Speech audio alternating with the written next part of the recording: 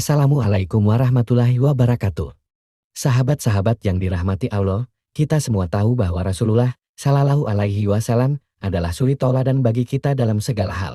Beliau adalah orang yang paling sabar, paling ikhlas, dan paling optimis dalam menghadapi berbagai macam cobaan dan kesulitan hidup. Bagaimana beliau bisa memiliki sikap seperti itu? Apa yang menjadi sumber kekuatan dan motivasi beliau dan bagaimana kita bisa meneladani beliau dalam menghadapi masa sulit yang kita alami saat ini? Dalam video kali ini, kita akan membahas tentang kisah-kisah inspiratif Rasulullah yang menunjukkan betapa beliau adalah orang yang luar biasa dalam menghadapi kesulitan hidup dan tetap optimis. Semoga kita bisa mengambil pelajaran dan hikmah dari kisah-kisah ini dan menerapkannya dalam kehidupan kita sehari-hari. Amin. Kisah pertama adalah tentang masa kecil Rasulullah yang penuh dengan duka dan kesedihan sebelum beliau dilahirkan.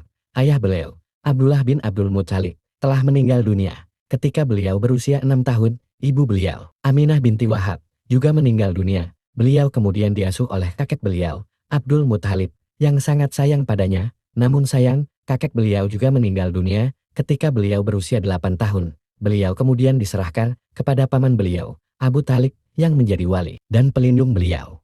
Bayangkan betapa beratnya beban yang harus ditanggung oleh seorang anak yatim piatu yang kehilangan orang-orang yang paling dicintainya. Namun, beliau tidak pernah mengeluh atau berputus asa. Beliau tetap bersyukur kepada Allah dan menjalani hidup dengan penuh kebaikan dan kejujuran. Beliau juga selalu membantu orang-orang yang membutuhkan dan berlaku adil kepada semua orang. Beliau dikenal sebagai Al-Amin, orang yang dapat dipercaya, dan As-Sadiq, orang yang jujur. Beliau juga dikenal sebagai El-Hanif, orang yang lurus dan tidak menyembah berhala seperti kebanyakan orang Arab pada saat itu.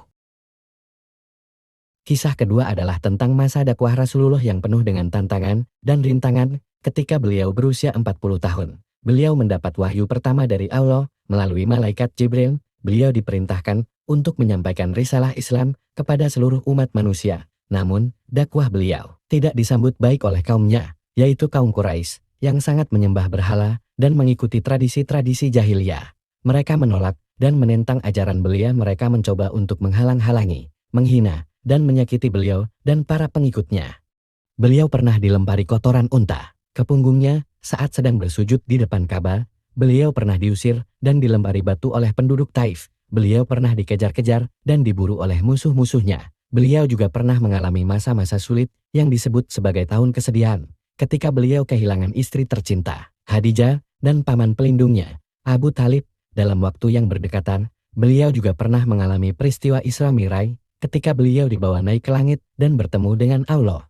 Namun, beliau tidak pernah menyerah atau berputus asa. Beliau tetap berdakwah dengan penuh semangat dan optimis. Beliau selalu bersabar dan tawakal kepada Allah. Beliau selalu berdoa dan memohon pertolongan Allah. Beliau juga selalu bersikap lemah lembut dan bijaksana kepada orang-orang yang menentangnya. Beliau bahkan memaafkan orang-orang yang telah menyakitinya. Beliau juga selalu bersikap lemah lembut dan bijaksana kepada orang-orang yang menentangnya.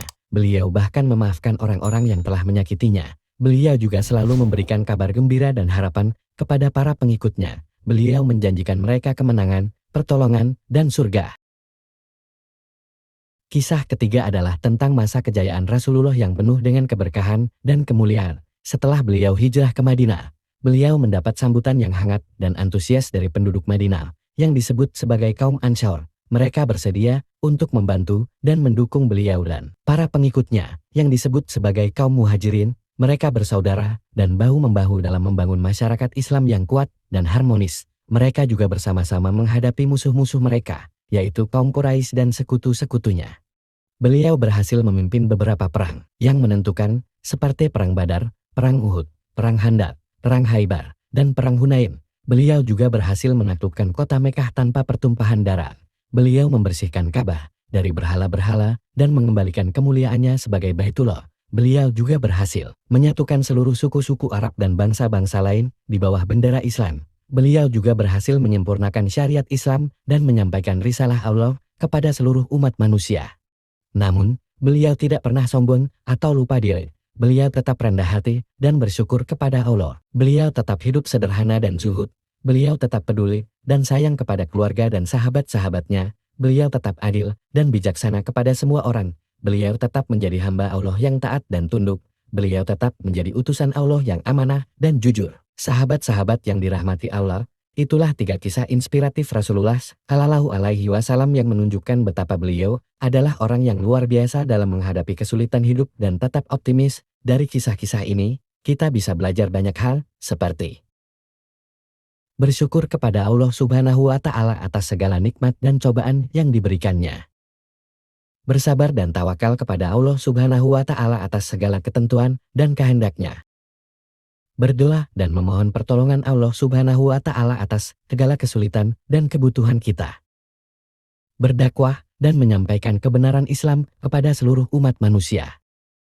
Berakhlak dan berlaku baik kepada semua orang, baik teman maupun musuh. Berilmu dan menuntut ilmu agama dan dunia untuk meningkatkan kualitas diri kita. Beramal dan berbuat kebaikan kepada sesama makhluk hidup untuk mendapatkan pahala dari Allah Subhanahu wa Ta'ala.